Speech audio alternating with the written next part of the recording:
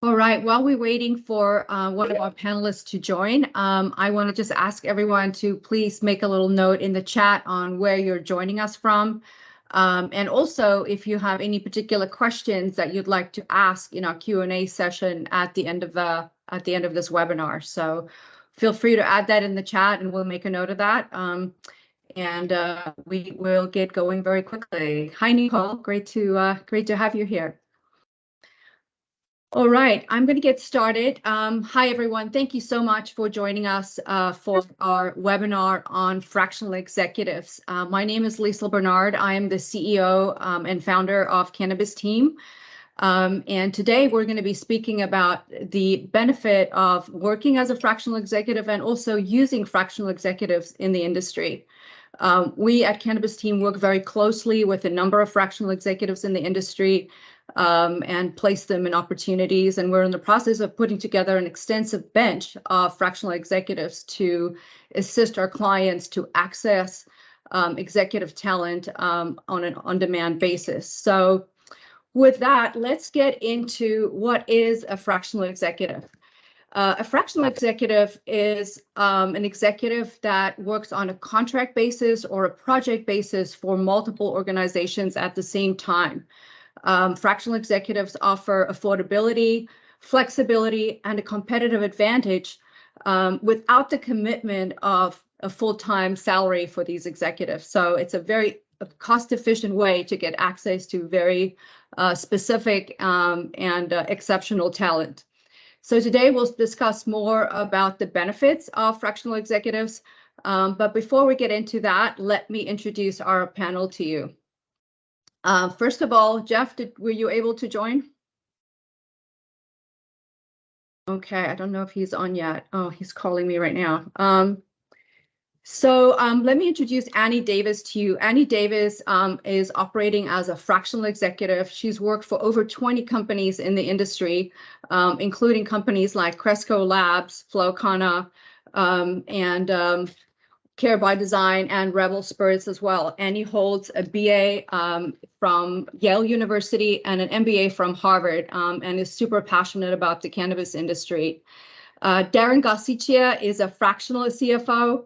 Darren has worked with multiple organizations, both on an operational level and also on the financial level, saved him a ton of money on different projects, and is a well-known fractional CFO in the industry.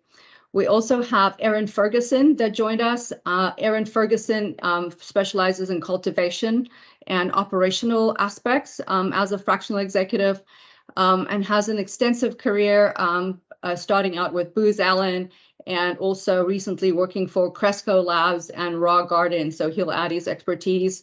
And then lastly, but not least, we have Jeff Finkel, who is the CFO of ArcView and ArcView Ventures.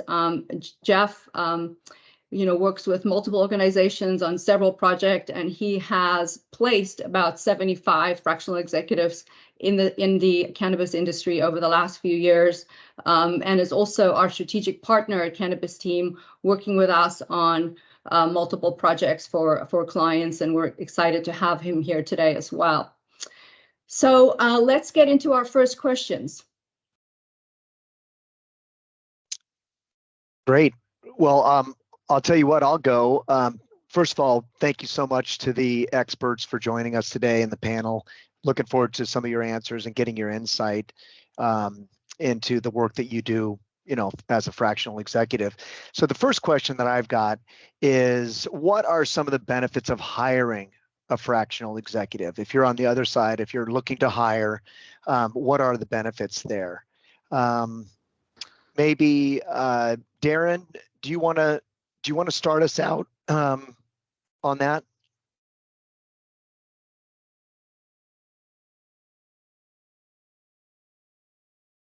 If you're there. I am here. So do you hear me? Okay. Yeah, I hear you just fine. Sorry, Thanks. We're having Appreciate some you joining. I apologize. Okay, good. First, thank you very much for having me. I mean, the most coming from the CFO lane, I think clearly the biggest advantage to using fractional executives is lower cost. A lot of times if you're running maybe a smaller operation, it may only take a certain amount of hours a week for a fractional executive to be able to help you out, and therefore they can kind of spread their time across multiple businesses. And to your effect, that that's helping your profitability in a world where the business can be difficult and there's 280E and all these other factors. Getting yourself to profitability is important. So your cost structure becomes a big part of that. Yeah, that's great. Cost is a huge factor weighing into that, if you're thinking about fractional versus full-time hire. Aaron, can you maybe provide an answer from like an operational perspective? Sure. Yeah, in the reality is in operations, let's get down to it. We learn from failure, and we're all facing very similar issues in the industry right now. And so the opportunity to leverage the experience from one client to another is just something that's very attractive to companies, I think, right now that are experiencing, similar problems. Yeah, that's great, Aaron. Thanks for that expertise. You're exactly right there. I think operations factor into that very well. I'll tell you what. Let's move on to the next question. Rochelle, why don't you take up that next question there, if you would? Hi, yes. So let's move on to what are some of the benefits of being a fractional executive. So we'll first start off, we'll have each one of you talk. First, we'll start with Annie, if you can answer this one for us. Yeah, sure. So, hey, nice to meet everyone or see everyone here. I have been working as a fractional executive in cannabis for the last 5 years or so. My background, as Liesl mentioned, is marketing and business development. So I initially started out working as a fractional CMO because I was seeking flexibility. That's definitely one of the greatest benefits. I am a mother. I was a mother of 2 very young children at the time, an infant and a toddler. And I started working in cannabis when my newborn was about 3 months old. So working in a fractional way gave me the ability to set my own work hours and my work schedule. I think another real key benefit is the opportunity to really learn, grow, and develop in different areas and kind of grow the kind of total universe of potential client problems and therefore solutions to which you're exposed. Getting to work as a fractional, you just have exposure to more organizations, more people, more learning. And so for me in cannabis, this has been really valuable because I work across, with clients that are everyone from a brand to a distributor to a retailer to ancillary businesses, and getting to be kind of a fly on the wall inside some of these different organizations helps me to then be a better resource to future clients who may be working with that type of a partner. Like if it's a brand, the fact that I now have some retail experience is more useful. So I think you can more quickly potentially build your skill set as an executive, especially in an emerging industry such as cannabis, doing so in a fractional way. All right, great. Thank you, Annie. I appreciate that. Now the same question for you, Darren, if you want to go ahead and expand on that. Sure. Look, I worked the first 20 years of my career as an investment analyst on Wall Street. And so the last 6 working in cannabis has been from really analyzing companies to running them. And look, I've run a vertically integrated company in California that ran one of the largest dispensaries there in the Bay Area. I turned around a 12 dispensary chain in Michigan, and then I went off and ran one of the largest cultivators in Michigan before I became a fractional. But over the course of that, dealing with retail, manufacturing, cultivation, and doing it within a few different markets, the great thing about being a fractional executive, kind of then thinking about doing that now in a similar way, but fractionally, is you're building your skill sets. And they're all things that cross-fertilize understanding different businesses that you end up working with. So, I think the ability to gain that knowledge and then let it inform every job that you're actually taking, and it adds both a ton of value to the client, but then I think just adds value to you and just makes the job interesting. All right, great. I will add to that. I think in speaking and working with so many executives, I think some of the things that fractional executives enjoy so much is the variety of work, and also being in charge of, sort of running your own business and taking on projects as your time and level of commitment allows. So it's almost like running your own business from on your own and accessing so many different companies. So I think a lot of people find a lot of enjoyment in working as a fractional executive. I think Darren, that's kind of what you insinuated here as well. I think Aaron, you've worked in over multiple verticals in the industry as well. Do you want to add some to that? Sure. And, as you guys mentioned at the beginning, I had a lot of consulting experience previous in my career. I actually started out my career as an intelligence analyst for the federal government, which transitioned into consulting work. And so how that's apropos here, I find it easier as a fractional executive to maintain a little bit more objectivity. That dissipates pretty quickly when you're a permanent employee on a team. That objectivity, I think, is a benefit both to me to stay focused and to the rest of the executive team to understand that there's a third party perspective that I'm able to give that is a little bit more difficult for some folks that are more enmeshed in the culture on a regular basis. That and the fact that with operations, there's certainly peaks and valleys during the year. I mean, there's surge times with most companies. And, being a fractional, I think you're able to have a lot more energy for those spikes in operations when you need to, being able to hit those sprints hard. Can I just chime in? One more thought just on the benefits, which is I find that you spend a lot less time when you're a fractional, you're getting paid and like you're very clear on what your goals are, what your deliverables are, and you can be really, really focused. And I find as a employee, if you're a full-time employee, you oftentimes can spend a lot of time in meetings that are not necessarily making the highest use of your time or serving the greatest value to the organization. Like, all hands meetings, all team meetings, just various different cross-functional team meetings. And to the executive, you therefore are able to feel like you're making the highest use of your time. And then I think to the organization, they're not paying you for anything that you're not actually delivering. So they're getting to get the highest value of your time as well. That's a great point. Yep. That's a great point. Thank you very much. I don't know if Jeff has joined or. I think he's having some technical difficulties. Okay. So hopefully he will join us shortly. Yeah, so let's move on to Liz. She'll introduce the next question and the next set of answers. So thank you. Awesome. Thank you guys so much for that. I could listen to those benefits all day. I think it's something that really adds so much value to our clients and potential clients. So I appreciate all that information. I did want to remind everyone to please make sure you put in the chat your LinkedIn profile, one, so we can connect with you and stay connected. And then two, please put any questions you may have that you want these great fractional executives to answer for you in the chat as well, so we can get those handled in our Q&A question area. So next question I have for you is, why do you believe that the popularity of using fractional executives is on the rise? Why is it becoming, a new thing? And I would love to start with you, Aaron, on this one. Sure. Well, for all of us that are in the industry, we know that there was some big things that started happening post-COVID, not the least of which incredibly difficult issues with supply chain, wholesale prices dropping, that kind of thing.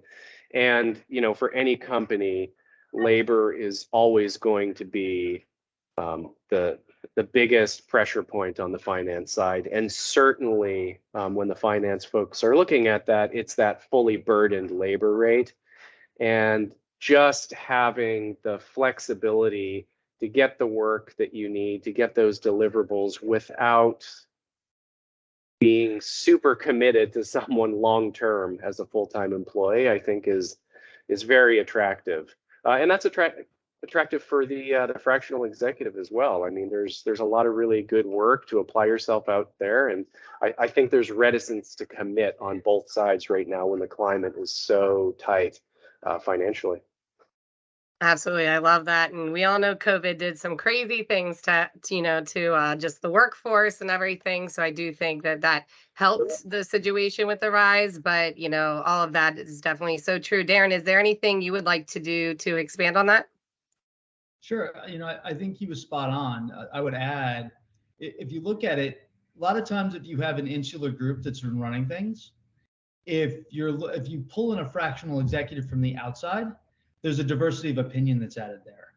And you may be able to tap on people's experiences and figure out maybe they've confronted a similar problem somewhere else, whatever that problem may be or whatever that issue may be at your business. And being able to pull that, having sort of that independent insight, I think just is really valuable in terms of rounding out a team and rounding out kind of the conversation within a company. Awesome. Awesome. Great. Is there anything you guys would like to add to that? I just think that we're in an emerging industry where there is like sector specific knowledge that is new that most people have not learned in school. It's not something that there's been historic training in. And so as you have more and more markets coming online and states legalizing cannabis, then there is going to be there's a demand for talent. And so hiring people who have already kind of been pressure tested in existing other markets in a fractional way to even help you figure out who you want to hire for a full-time role can be a really effective and efficient use of resources. And so I think in cannabis specifically, this is an area where there is almost even more of an opportunity to real benefit from this fractional talent. Because there's that institutional knowledge and that knowledge of cannabis and kind of like what has worked and what hasn't in maybe kind of more mature markets that can be of value to operators and businesses that are emerging in these newer markets. I love that. You guys hit it right on the head. Great answers. And I definitely think it's just going to be more of a rise. And cannabis is in dire straits sometimes, so it helps to have that expertise.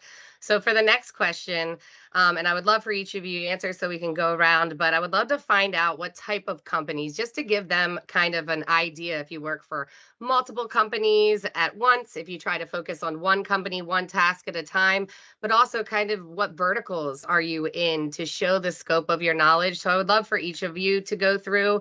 We could start with you, Darren. So if you want to go ahead. Over the course of my time, I've served as a CFO, an acting CEO, and an acting COO in the space. So I've kind of worn a few different hats. Right now, my most recent project that I'm pretty proud of is Housing Works in New York. It's the first dispensary that opened up in New York City. There, again, I wore a number of hats. I helped design the dispensary, I helped operationalize it, and now I serve as its fractional CFO. I have a few other fractional CFO clients, mainly in the retail space.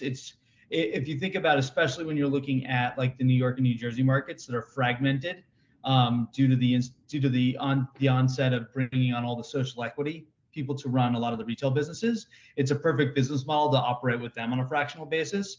And I've even been able to take a different move in that I've put together a team of people that I've worked with previously.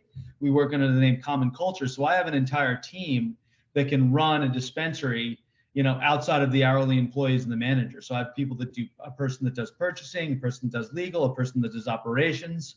And then I do, the CFO role. So you can kind of come in and actually coordinate with other fractional executives to offer solutions to people. So that's what I've been pushing forward. I'm in negotiation to probably start working on with some clients in both New York and New Jersey. We all know some of the issues that have emerged with New York rolling out. There's similar types of issues that are involved in New Jersey, but that's something that's kind of created an interesting project, which has been my focus as of late. And I'm pretty excited about that. Awesome. Well, I love to see all the diversity. Annie, you want to go ahead and go next? Sure. Yeah. My background prior to cannabis was a lot of consumer packaged goods brand work. So initially in cannabis, I worked with cannabis brands and house of brands companies in California, which some of those were vertically integrated, fairly integrated, not all the way down to storefront retail, but everything from cultivation to manufacturing to distribution to those brands. But I've also worked now with retailers, distributors, ingredient suppliers, a gummy mold manufacturer. So, and also done some work with investors and investor groups as well. So I have been working across state lines, across markets, as well as across different verticals within the industry. Maybe it was easier to ask you what haven't you done, Yeah. Annie. I feel like you've done so much. That's amazing. That's awesome. Go ahead, Aaron. I want to hear your take on this as well. Sure, sure. So despite having a lot of time in operations so far, and as I mentioned, a lot of time in consulting, I'm actually with my first client as a fractional executive right now. But the type of companies that I'm focusing on are ones that are truly vertically integrated. Because of my background, I'm looking at process primarily, and let's be honest, the two things that I've usually been responsible for are one, reducing costs so that we can widen those margins, and increasing quality. And everything that I'm focusing on is aimed towards those two things at the end of the day. So companies that have the opportunity to affect change there through the full scope, cultivation, manufacturing, quality, GMP processes, product development, that's really where I like to focus. Awesome. I appreciate that. And it looks like we got Jeff on the call finally. So I did want to kind of go to him. I'm going to go back a little bit in the slides, but if I would like you to introduce yourself a little bit, and if you can kind of talk about your perspective on the benefits of using fractional executives and you know, some of the things you want to talk about, give us a little bit of your knowledge, that would be extremely helpful. And welcome, Jeff. Sure, and sorry for being late. I had all kinds of problems logging in, but eventually I got in. So great. So I'm Jeff Finkel. I'm CEO of the ArcView Group. We are a integrated services firm. We operate a venture capital fund that invests in cannabis. We operate in partnership, a broker-dealer, doing a Reg CF crowdfunding and Reg D offerings for companies.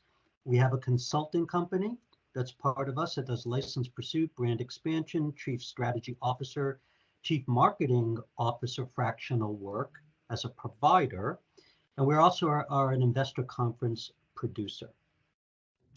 The sort of first perspective maybe I would contribute to the conversation is simply, I've been in the role of being a fractional executive in the past, but probably most important to this discussion, I'm a procurer of fractional services. Right now, I actually use a fractional CFO service.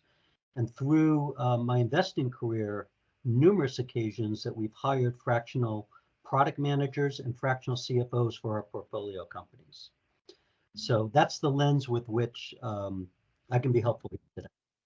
Awesome. Well, I really appreciate that. It just adds another part of it. Like there's so many options when it comes to fractional executives and things they can do. So we really want to give everyone the scope. So I really appreciate that. We're going to move on to our last question over to Clayton that we have, and then have a quick Q&A section. So reminder again, if you have any questions, please get them in so we can make sure we get them answered for you. Thank you. Thanks, Jeff. Absolutely. And I guess one of the pretty important things about being a fractional executive is really how long it could take when you join a team to add value. So really wanted to kind of hear what some of the top fixes are to hit those target ROIs. And love to hear from Jeff first, because you are coming from the side of hiring, kind of what that side looks like as far as how you can, I guess, set that target date. You know, there's no reason why they shouldn't hit the ground running. I mean, certainly there's an onboarding component, particularly for a financial executive, you know, getting them onboarded to the QuickBooks, to Bill.com. In our case, that's what we use to settle invoices. I think in our case, we have 8 or 9 bank accounts across 5 different entities. So getting them all onboarded, that does take some time. It certainly takes some time for them to get, you know, familiar with the architecture of the financial model or our 13-week cash flow forecast. So that part really, though, is no different than a full-time executive, right? So you just sort of have all of that downtime. But I don't think that there's any reason why a fractional executive, particularly in the finance discipline, should take much longer than a full-time hire, and perhaps even less time. Awesome. Yeah, That's definitely a benefit. I think there's a faster ramp up with fractional executives, if I can just add to that, because they've been exposed to so many different organizations and they're coming in to fill a very specific role. I think the onboarding process is much quicker. And I think hitting ROIs is a much faster process with fractional executives, and that's the feedback that we're getting from our clients as well. I want to add that, fractional executives can also fill the function of a CFO or a CMO where they manage the rest of the team on a fractional basis. So you don't have the huge cost of hiring a CFO full-time, but they can come in a couple days a week and make sure the rest of the accounting team stays on track, or the same with the marketing team, et cetera. So they could both fill a functional role on a full-time basis or handle a specific project like Erin just explained, where they're adding value in the supply chain or process improvement, et cetera. So they're there to achieve a specific ROI. So I wanted to make sure that that's clear for those of you who are not familiar with the different functions of fractional executive. So I wanted to interject that really quick. Awesome. And yeah, absolutely. I'd love to hear from Darren as well. Some of the maybe particular kind of fixes you brought in as a CFO in some of your companies, and how quick it was for you to kind of add value, bring it to the organization. Well, I've been in a couple of kind of straight situations and also a couple turnaround situations. Basically, there's only one company that I've worked with that hasn't been profitable after 280E when it was all said and done. And the key to making that happen is being data-driven in terms of what you're doing. And so as a CFO particularly, like, you're coming in, there's two types of kind of reporting, if you will. There's end-of-month financials, but you also can get managerial reporting set up. And all the companies that I've worked with, I've generally gotten weekly reporting set up. And so you can really dial down like incremental changes. Hey, we tried this little marketing strategy. What was the result? We tried this. What was the result? Hey, wait, if you look at this managerially, you can see this is an outlier. We should focus on this. If we fix this, that'll improve your net income. Like, you can go through those processes, and in some cases where I've done it alone, then eventually there's a team around you. You can coalesce people around data. And frankly, it doesn't take that long to do that. If you make it in chart form, if you put it in time series, if you simplify it, if you break it down in a way and it can explain it in a way where you're increasing the IQ of everybody that's working around you, the results can come pretty quickly. Awesome. And Erin, I mean, I know you're with your first fractional role. I mean, what are some of the fixes you've kind of brought in, and how have you hit the ground running? Sure, and I'll piggyback on something that you were saying, Lisa, and you know this from your team's experience with executive placement, that often a client, really, when you get down to it, is struggling to maybe fully exactly what it is they need, and I view that as part of my role. And so the approach I take, and I've taken this consulting and with companies I've worked with in the cannabis industry, focusing on people, process, data exploitation, and technology. And I think that's enough bite-sized pieces when someone's thinking about operations. Do we have the right people in the right seats? Have we optimized our head count? Do we have smart automation in place? Have we optimized our processes to the product? Stuff like that is easy to hit and running with, because it's very easy to translate the benefits on the cost side for clients. And that's definitely easy to do as a fractional executive when you have that latitude to come out of the gates right away talking about, here's a problem, here's an issue, here's how we can fix it. Awesome. Yeah, it sounds really good. And as far as Annie, if you had anything to add, kind of coming from the marketing side of things. Yeah, well, I mean, so much of marketing is spending money. So I think one of the things that benefits with a fractional CMO, as with any like strong CMO, would be an ability to really look and analyze where the funds are being spent, what kinds of activities are what kinds of investments the company is currently making from a marketing and advertising perspective, and calculating ROI to measure those. So we can figure out what we should keep doing, what we should stop doing, what we should do more of. But I think one of the really key areas of value is really on the team. If you have a fractional executive who's coming in who can quickly evaluate the skill sets, competencies of the team members, and help to size the organization, oftentimes you may have people who, maybe they were the right fit for like the early stage of the company, but the company's now growing and needing to hire some new talent. And so figuring out how to most cost effectively and efficiently hire the right people into these roles, as well as exit people who may not be the right fit at this time, are ways to kind of immediately drive ROI with bringing in fractional talent. And I think one of the benefits there too is you can have the fractional person literally be like 5 or 10 hours a week. They do not have to spend a ton of time with you to be able to quickly identify some of these areas for cost savings and improvements. And by the way, just to add, and I apologize, I probably should have included this when I spoke, capital. If you bring in executives that funds know are competent, it's so much easier to bring in capital. Like putting together the team to run dispensaries in New York and New Jersey, like I've been able to start to partner with funds that probably wouldn't have looked in investing in the social equity, social justice, kind of fill in the blank on that kind of category of license holder who maybe doesn't have the experience. But if you add yourself or you add a team, like which we're doing with Common Culture, all of a sudden you have funds that are willing to come in because they're willing to kind of back the team in the project. So there's a few different, that's one interesting way, depending on what the scenario is, that can be an immediate impact. That's a great point. Yeah, thanks for sharing that. And if anyone else has anything to add to that, or if not, then we can run into some questions. Excellent. Thank you, Clayton. And thank you, first of all, to our panel, everyone that's been attending here today. It's been extremely helpful. As Clayton mentioned, we're going to go now into the Q&A portion of the webinar, and we're going to answer some of the questions that we've received. If you have any additional questions after this, please be sure to send those to us at contact@CannabizTeam.com. So as you know, we are focused on the cannabis industry and providing tips specific to this field. So we're going to really focus on that. To answer our first question, I wanted to actually pass this one over to Liesl here. So I wanted to ask, why do you think that the cannabis industry is embracing the use of fractional executives so much right now? Well, as we all know, it's a super challenging time for the cannabis industry as we are waiting and hoping for restructuring to happen or rescheduling to happen to Schedule 3, which will alleviate the 280E issue for the industry. So right now, labor cost is still not deductible. And so I think it's a lot of companies are looking at various angles to reduce labor costs and to, get to profitability, as Darren explained earlier in the conversation.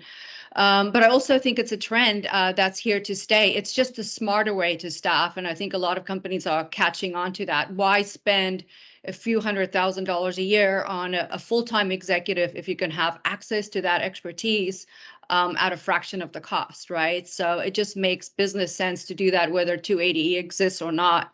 I think especially because a lot of companies in the industry are still in startup mode, they don't need someone on a full-time basis. I think even our company, we have 2 or 3 fractional executives that work with us on a full-time basis, and it's just the smarter way to go. So I don't know if any of the panelists want to add to my answer, but that's really, what we're seeing, and there's a lot more demand for fractional executives.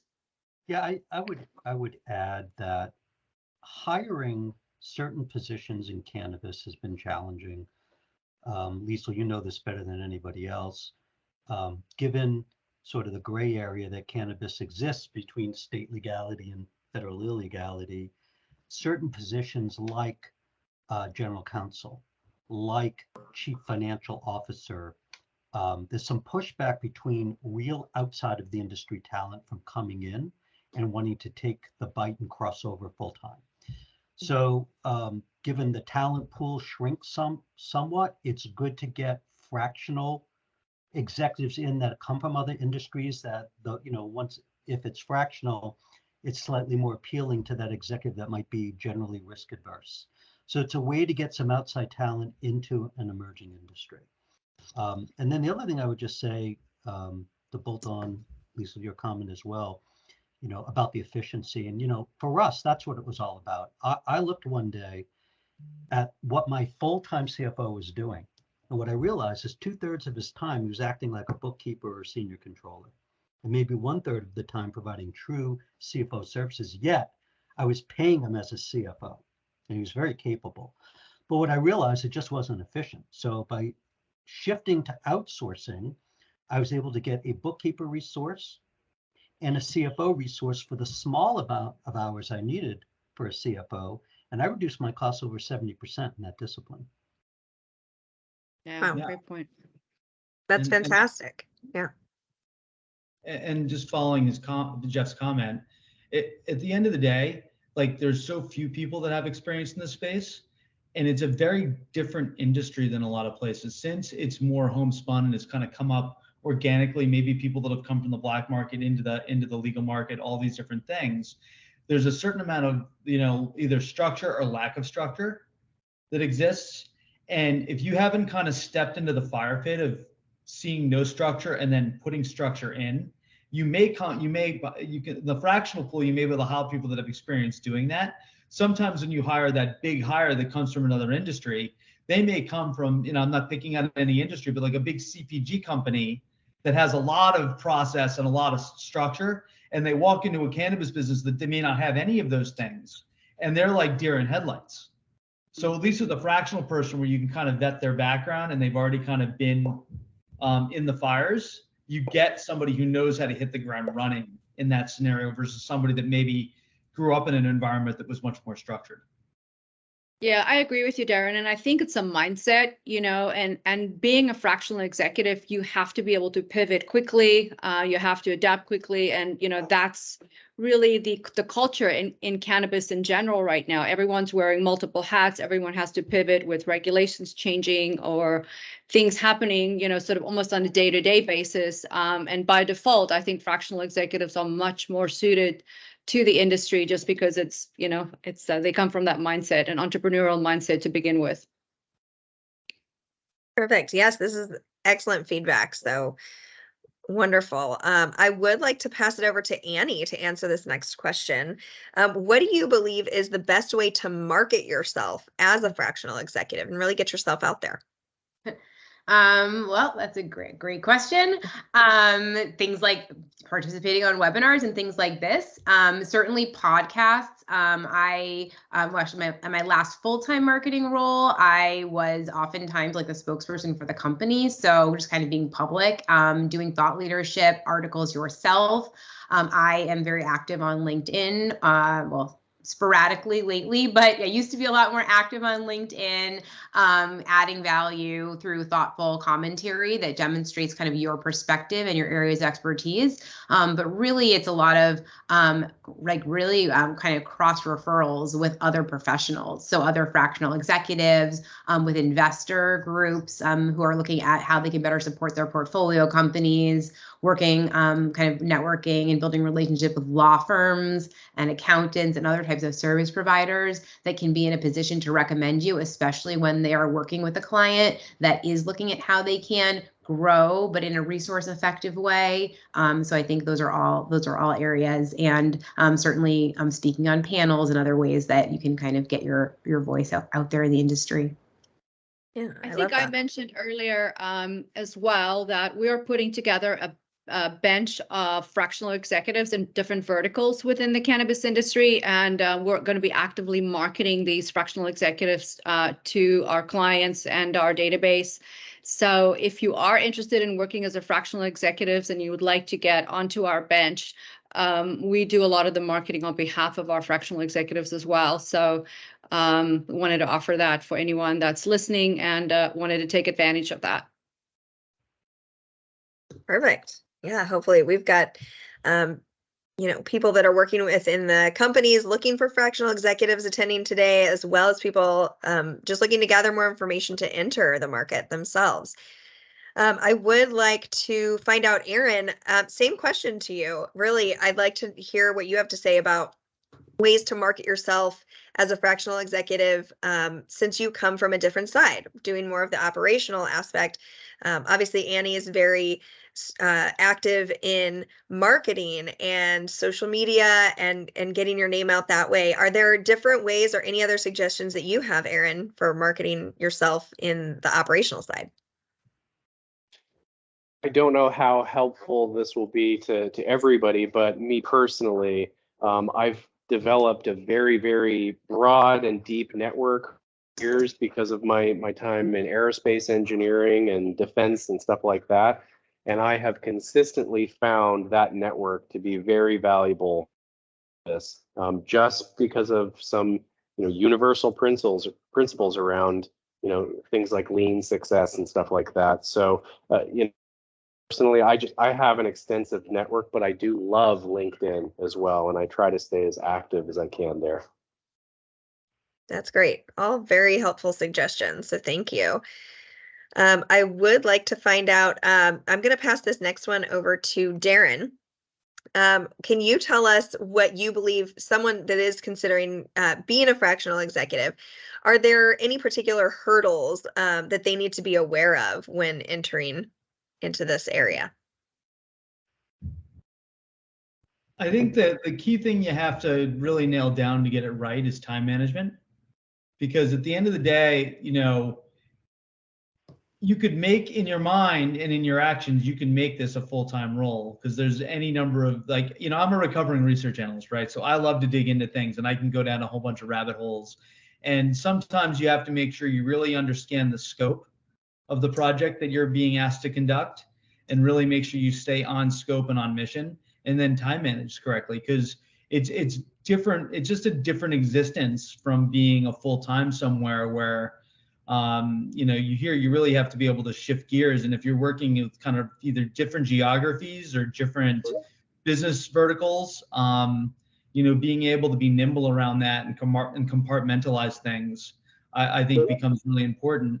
And then with that, you can be the doer on a number of different things, but basically practicing over communication with whoever you're dealing with becomes really important, because you may know what's going on, but if you're not communicating with your client what's going on and what the results are and those different things, and it's not about self-promotion, it's just about making sure everybody's in the loop, right? Mm-hmm. That you can get disconnected pretty quickly, and that can happen in anybody's job in any place, but when you have to deal with multiple people you're working for, it gets even more challenging. So you just really have to stay focused on those things. Excellent. No, I really appreciate that feedback and all of these suggestions. So it's really great to be very fully aware of all the different aspects when you are going to be entering, not only as a fractional executive, but specifically in the cannabis industry. I think it's so unique and there are a lot of nuances. So this is very helpful for all of our viewers, I know. So I think that brings us to the end of our Q&A portion. I did want to thank you all for the questions. Again, if there are more, we put the the email address that you can contact us at contact@CannabizTeam.com. There are so many other great resources available that are based on fractional executives in the cannabis industry. So you can look at this list here, check out some of these resources listed. We have 2 blogs here, one on how to staff amid tough times in the cannabis industry, and then another on gig work in C-suites. So you can also be sure to visit our website on there at www.CannabizTeam.com. We have any of our jobs listed, any fractional executives that we have posted. You can check out any of those that interest you and inquire on any of those. So thank you everyone for posting your LinkedIn. Be sure to connect with everyone. It's such a great way to get those connections that we were talking about if you're trying to get into the industry or trying to expand your network even more. So I just want to thank everyone for attending. Thank you to our panel of experts. You've been extremely informative. I know I've learned a lot more about fractional executives today. It was an excellent discussion, and this is such a hot topic in the cannabis industry and even all industries across the board. They're really picking up on these fractional executives. So we appreciate this knowledge and expertise. If you are looking for more information on any of these individuals, if you're looking to hire a fractional executive, please let us know. Again, contact@CannabizTeam.com. We can connect you that way as well. So be sure to stay tuned on our LinkedIn page and follow us so you can find out when our next webinar will be coming. So stay tuned for that. Thank you again to everybody. Thank Thank you. you. Thank you all. Thank you.